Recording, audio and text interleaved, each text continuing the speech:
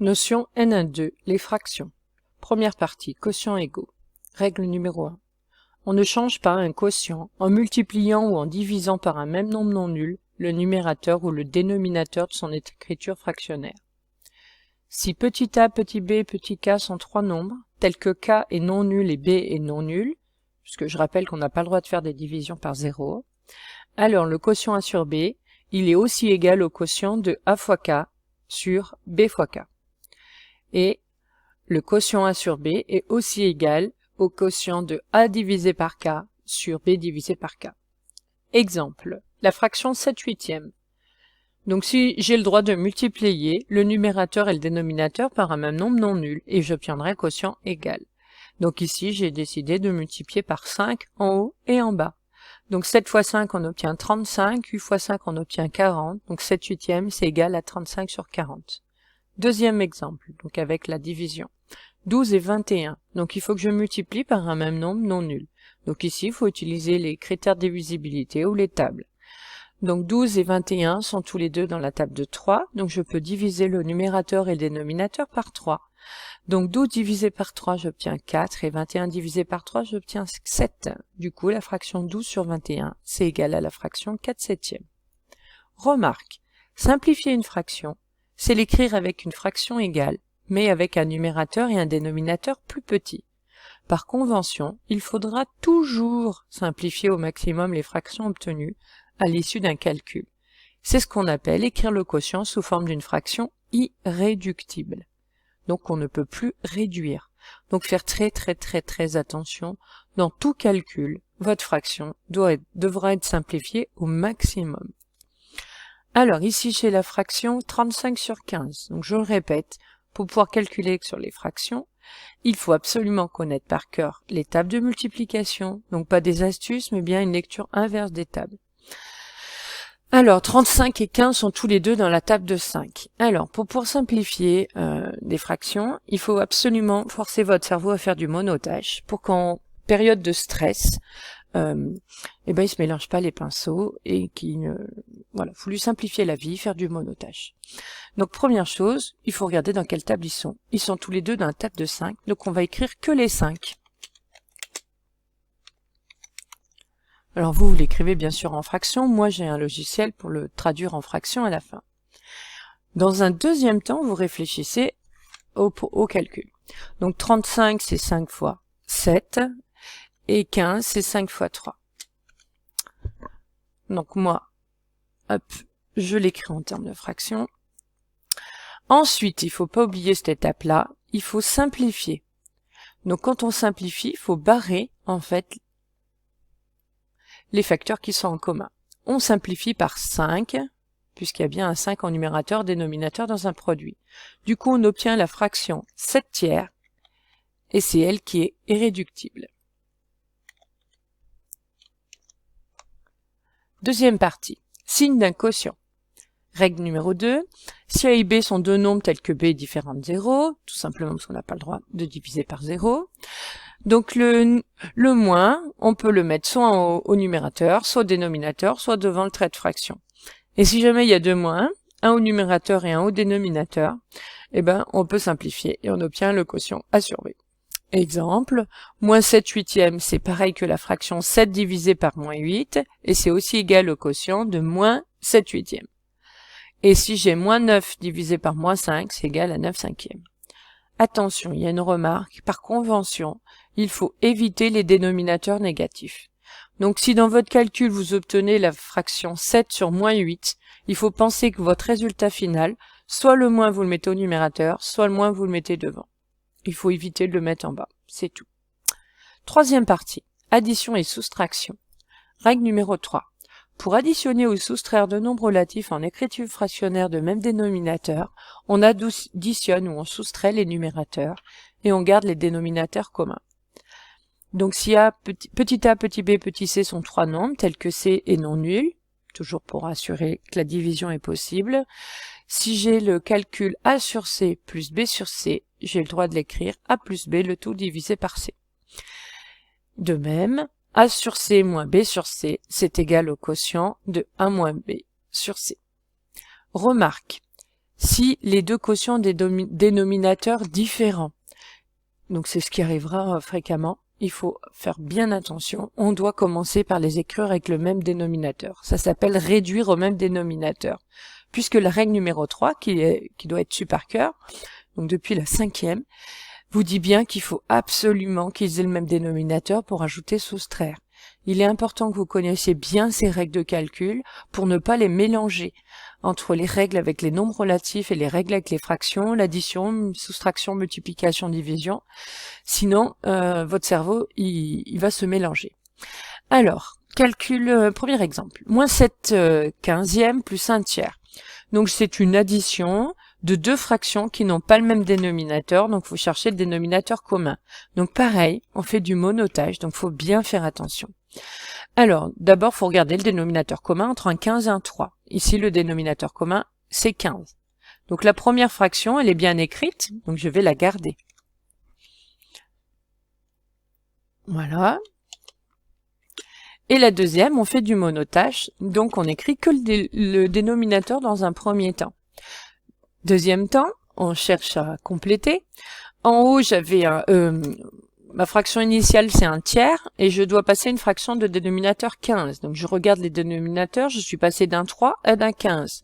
On a vu que les règles sur les fractions, on n'a droit que de multiplier ou diviser. Donc ici, je dois multiplier le 3. Pour aller à 15, je multiplie par 5. Donc, si je fais la multiplication par 5 en haut, je fais la multiplication par 5 en bas aussi. Donc je peux l'écrire comme ça. Hein.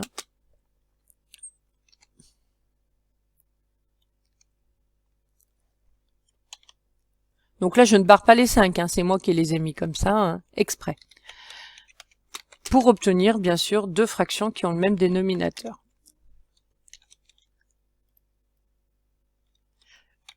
Mes deux fractions ont le même dénominateur. Alors, vous voyez, le moins, soit je le mets devant, je peux aussi le mettre dans ma fraction. J'ai mal saisi. Hop là. Là, ça devrait être... Voilà. Une fois que les deux fractions ont le même dénominateur, j'applique la propriété qui vous dit qu'on garde le dénominateur commun, donc le 15, et au numérateur, j'ajoute. Donc, moins 7 plus 5. Il nous reste plus qu'à calculer. Moins 7 plus 5. Attention, donc là, c'est la deuxième notion, donc on a déjà rappelé toutes les opérations de nombres relatifs. Donc moins 7 est négatif, plus 5 est positif, ils sont de signes différents. On garde le signe de celui qui a la plus grande partie numérique. Entre 7 et 5, c'est le 7 le plus grand, donc ce sera négatif. Et je soustrais. De 5 pour la 7, il reste 2.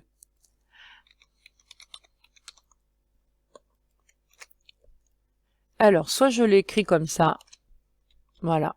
Soit le moins, je peux le mettre devant la fraction, on a dit.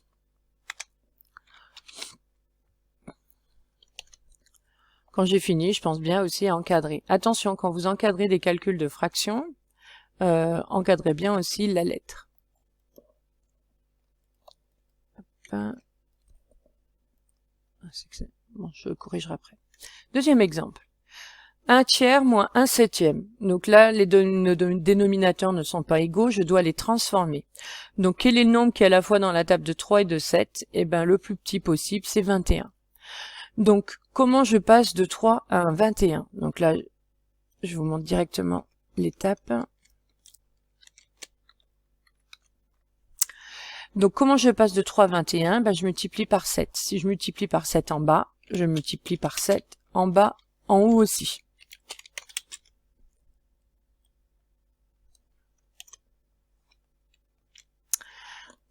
Ensuite, ben, je calcule. 1 fois 7, ça fera 7. Deuxième fraction, 1 septième. Comment je passe du 7 au 21? Je fais x 3. Si je fais un x 3 en bas, je dois faire un x 3 en haut aussi. Et je répète, faites attention ici, on n'est pas dans une étape de simplification, je ne barre pas les 3, au contraire, j'en ai eu besoin. Et 1 fois 3, ça fait 3. Ensuite, eh ben, j'effectue mon opération. Ils ont bien le même dénominateur, donc je garde le dénominateur commun et je fais ma soustraction. Ensuite, 7 moins 3, ben, ça fait 4.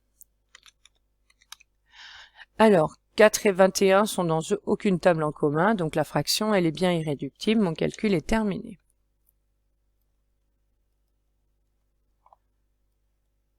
Alors, je change mes interlignes. Voilà, pour que ça rentre. Donc, on encadre bien la lettre et le calcul. Quatrième partie, multiplication. Donc attention de ne pas tout mélanger les règles. Donc pour multiplier deux nombres relatifs en écriture fractionnaire, on multiplie les numérateurs entre eux, les dénominateurs entre eux. Si petit a, petit b, petit c sont trois nombres tels que b est non nul et d est non nul, donc quand je multiplie la fraction a sur b fois la fraction c sur d, j'obtiens la fraction au numérateur a fois c, au dénominateur b fois d. Exemple, donc g égale moins 5 septièmes fois 2 neuvièmes. D'abord, je vous conseille de regarder le signe. Il n'y a qu'un nombre négatif, il est là. On rappelle que la règle sur le produit, le quotient de nombres relatifs, il faut compter le nombre de facteurs négatifs. Donc qu'on soit le produit ou le quotient, c'est pareil. Donc là, je compte combien de moins. Il n'y en a qu'un. Donc le résultat sera négatif. Je peux le mettre devant. Ensuite, au numérateur, on les multiplie. Et au dénominateur, on les multiplie aussi. Une fois qu'on est là, on multiplie. Attention, on verra dans la remarque plus tard qu'il faut bien penser à vérifier qu'il n'y a pas de simplification avant d'effectuer le produit. Dans cet exemple-là, il n'y en a pas. Donc 5 fois 2, ça fait 10, et 7 fois 9, ça fait 63. Alors, remarque. Lorsque cela est possible, on a intérêt à simplifier avant d'effectuer les produits au numérateur et au dénominateur. Donc là, il faut vraiment faire attention à ça. C'est très important parce que sinon vous allez obtenir des nombres trop grands et sans calculatrice, on peut plus. Et on voit plus après les simplifications. Alors que si vous gardez et décomposez bien en utilisant la méthode, vous verrez que c'est beaucoup plus simple. Alors, premièrement, on a dit qu'on regarde les signes. Donc des signes dans mon H, j'en ai un ici et un ici, donc il y en a deux, c'est positif. Donc je me débarrasse des moins et au moins je suis tranquille. Ensuite, j'applique la règle, donc on a 15 fois 16 au numérateur et 24 fois 20 au dénominateur. Donc c'est à ce niveau-là qu'il ne faut pas effectuer les produits. Donc déjà le 15 fois 16, on peut pas le faire tête et le 24 fois 20 si, mais voilà. Alors si je décompose, il faut utiliser donc toutes les décompositions de nombres. Donc 15, il n'y a qu'une décomposition, c'est 5 fois 3. Alors le 16, il y en a plusieurs. Donc soit on voit qu'il est dans la table de 8, soit on voit dans la table de 4. Donc en fait, il faut regarder avec les nombres qu'on a en bas. Donc comme j'ai le doute, hop, je peux essayer de réfléchir aux autres. Donc le 24, donc il est à la fois dans la table de 4 et de 8, donc je vais avoir le même problème. Par contre le 20, il n'y a qu'une décomposition, c'est 4 fois 5. Alors là, je me rends compte qu'il y a un 4 en bas, donc en haut, j'ai intérêt de faire intervenir un 4. Donc 16, je vais le décomposer plutôt en 4 fois 4. Ensuite, le 24, je peux utiliser encore le 4, et donc ça serait 4 fois 6. Voilà. Je vérifie, 5 fois 3, ça fait bien 15, 4 fois 4, 16, 4 fois 6, 24, 4 fois 5, 20. Alors, à ce niveau-là, voilà, on peut barrer tout ce qui est en commun. Donc, les 5, j'en ai un en haut, un en bas. Les 4, un en haut, un en bas. Un deuxième en haut, un deuxième en bas. Il me reste 3 sixièmes. Et 3 sixièmes n'est pas une fraction irréductible, puisque 3 et 6 sont tous les deux dans la table de 3. Donc là, on voit bien que c'est un demi. Quand on a des fractions 1/2 ou 2, on peut le faire directement. Voilà, pour que ça rentre. Je change mon interligne. Cinquième partie, prendre une fraction d'un nombre. Donc ça, c'est des rappels de sixième, donc il faut vraiment faire attention.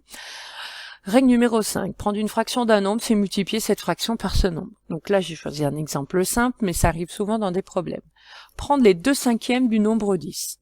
Donc déjà, la règle, c'est je multiplie la fraction par le nombre. Donc la fraction pour moi, c'est 2/5, et je la multiplie par le nombre qui est 10. Donc vous avez vu en sixième qu'il y a 3 méthodes possibles. Soit, cinquième partie, prendre une fraction d'un nombre, rappel de sixième. Règle numéro 5, prendre une fraction d'un nombre, c'est multiplier cette fraction par ce nombre. Donc là, c'est une règle que vous avez vue en sixième. Vous avez vu qu'il y avait même 3 méthodes pour calculer. Donc nous allons rappeler les 3 méthodes. Donc l'exemple qui est en français, prendre les 2/5 du nombre 10. Donc d'abord, on utilise la propriété. Elle dit que c'est multiplier la fraction par le nombre. Donc la fraction, c'est 2/5. Et je multiplie par le nombre 10. Donc c'est ce genre de calcul. Bon là, le calcul, il est simple. Mais c'est juste pour vous rappeler comment ça se passe. Première méthode. Alors pourquoi il y a 3 méthodes? Parce que vous avez 3 nombres et 2 opérations. Il faut se rappeler que le trait de fraction correspond à une division, et vous avez le fois, donc 2 opérations, et vous avez 3 nombres, le 2, le 5 et le 10. Donc je peux les regrouper 2 par 2. Donc suivant quel nombre je regroupe en premier, eh ben on n'aura pas le même détail de calcul, mais on aura bien sûr le même résultat. Alors, première manière, je regroupe le 2, le fois et le 10 en premier. Et du coup, il me restera la division par 5 à faire.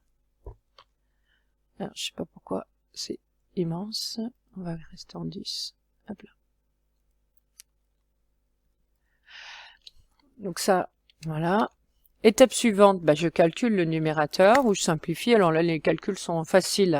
Donc normalement, il faudrait que je vérifie s'il y a des simplifications. Ici, on voit qu'il y a une simplification.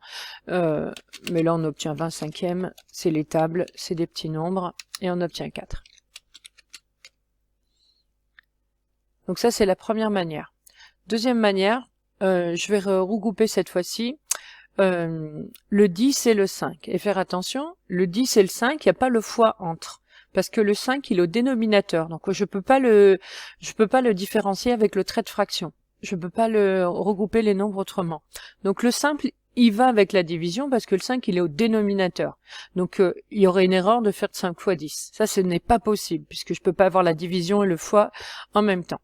Donc si je fais la division, le 2, du coup, il reste devant et le fois aussi.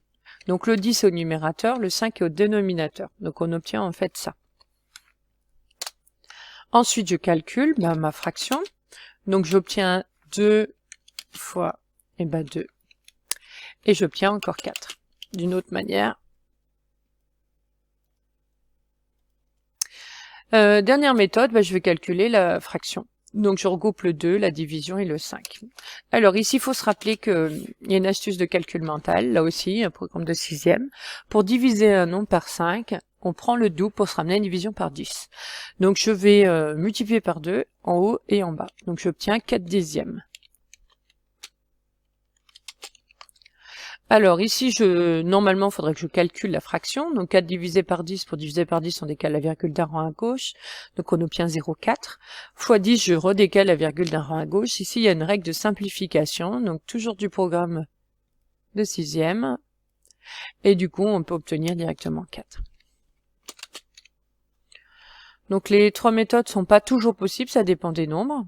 Par exemple, si au dénominateur j'avais mis un 3, 2 tiers ne se calcule pas, il n'y a pas d'écriture décimale, donc la 3e méthode n'est pas possible. Pareil, si j'avais mis un 3 ici, 10 tiers ne se calcule pas, donc la méthode 2 n'aurait pas été possible. Par contre, la méthode 1 reste toujours valable. Donc si j'avais mis un 3 en bas, j'aurais obtenu 20 tiers. Et donc j'aurais gardé ma fraction. Ensuite, 6e partie. Division. Règle 6, pour diviser un nombre relatif non nul, on multiplie par son inverse. Si A et B sont deux nombres tels que B différent de 0, donc la fraction A sur B, c'est A divisé par B, et donc c'est A multiplié par 1 sur B. Et donc c'est ce qu'on va utiliser en fait pour faire des fractions qu'on appelle à étage. Alors, si j'ai 4 nombres A, B, C et D, tels que B non nul et D non nul, donc vous voyez que ça c'est des fractions à étage, j'ai la fraction A sur B que je divise par la fraction C sur D. Donc le numérateur ne bouge pas, c'est toujours la fraction A sur B, divisé, et la fraction C sur D. Et c'est là qu'on utilise la propriété, donc la première fraction, le A sur B ne bouge pas, divisé par la fraction C sur D, c'est multiplié par la fraction inverse. Donc la fraction inverse de C sur D, c'est D sur C. On inverse le numérateur et le dénominateur. On se ramène à une multiplication, et donc après on utilise les règles sur la multiplication, on multiplie les numérateurs entre eux, les dénominateurs entre eux. Exemple, J égale moins 2 tiers divisé par 7 sur 5. Alors, j'ai laissé la première fraction pour bien faire attention, il y a des élèves qui inversent tout. La première fraction, il n'y a aucune raison de l'inverser. C'est vraiment divisé par une fraction. Donc c'est la deuxième. Je multiplie par la fraction inverse. Donc la fraction inverse de 7 cinquièmes, c'est 5 septièmes. Voilà. Ensuite, je multiplie en haut, je multiplie en bas. Donc je vois déjà que dans mon quotient, j'ai un nombre négatif, je peux le mettre devant. C'est plus commode. Ensuite, j'ai le 2 divisé par 5 et le 3 divisé par 7. Ici, il n'y a pas de simplification, j'ai aucun nombre qui sont dans les tables des autres. Donc j'obtiens ça. Voilà.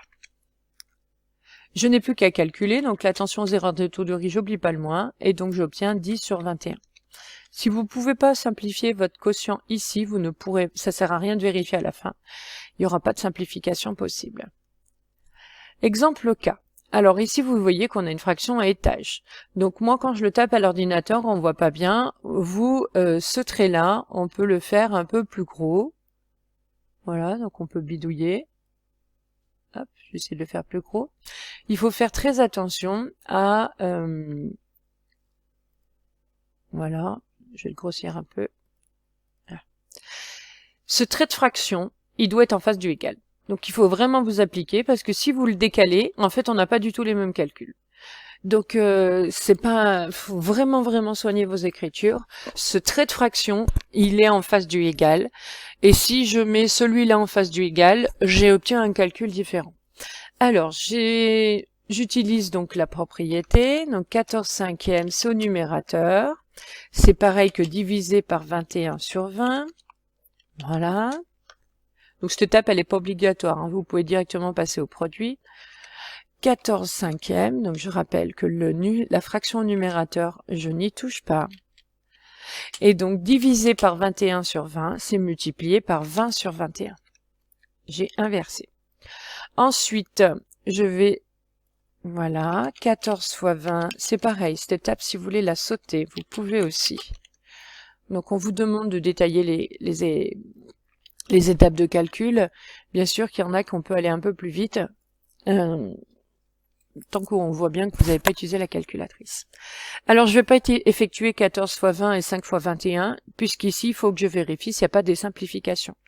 Or 14 et 21 sont tous les deux dans la table de 7 et 20 et 5 sont tous les deux dans la table de 5. Donc c'est à ce niveau-là qu'il faut le faire et vraiment pas à la fin.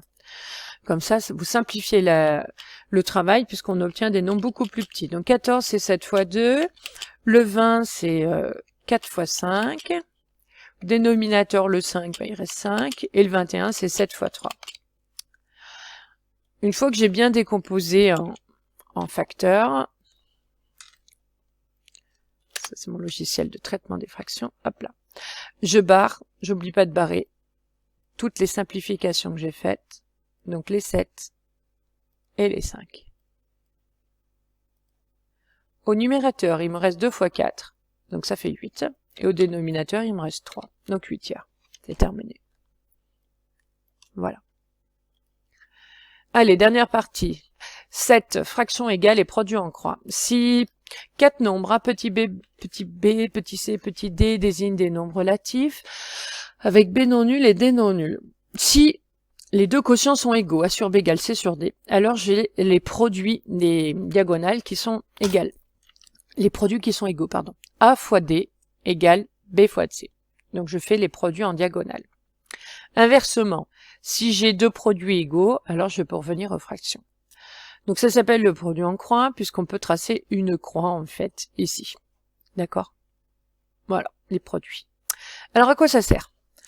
Ça sert en fait, parfois vous avez besoin de vérifier si des fractions sont égales, ou au moins les comparer. Donc il y aurait une méthode, quand on compare des fractions, on vérifie d'abord si elles sont égales, et pour cela on les réduit au même dénominateur. Mais parfois les dénominateurs ils sont assez compliqués, donc vous voyez ici on a 26 et 182, Donc les réduire au même dénominateur, ça serait pas commode parce que c'est pas évident. On peut, hein, mais c'est pas forcément facile de trouver un dénominateur commun avec un 26 ou un 182. Donc attention à la rédaction par contre quand vous utilisez cette méthode. Donc si je veux comparer et voir si ces fractions sont égales, donc je multiplie les numérateurs par le dénominateur de l'autre fraction et inversement, donc je fais mes croix. Donc 15 fois 182. Donc ça il faudrait poser, ou là vous pouvez utiliser la calculatrice. Voilà, donc on obtient 2730. Et si je tape 105 fois 26, j'obtiens 2730. Donc comme les produits sont égaux, ben les fractions sont égales. Voilà. Alors attention. C'est important de pouvoir montrer que des fractions sont égales sans utiliser la calculatrice, puisque la calculatrice ici va vous donner des valeurs approchées. Or, quand on veut montrer que des fractions sont égales, c'est pas à peu près égal, parce qu'on peut très bien imaginer un piège où les 4 premiers chiffres, par exemple, après la virgule, sont égaux, mais pas le 5e. Donc, vous pourrez croire en utilisant la calculatrice et en tapant vos quotients que les deux fractions sont égales, alors qu'en fait, elles ne le sont pas. Donc c'est pour ça que c'est important de vraiment utiliser des propriétés et des méthodes vues en classe. Donc soit on réduit au même dénominateur vraiment, soit ici on fait les produits en croix et on compare. Et là vous aurez d'une manière sûre la vérification si vos quotients sont égaux ou pas. Voilà, c'est terminé.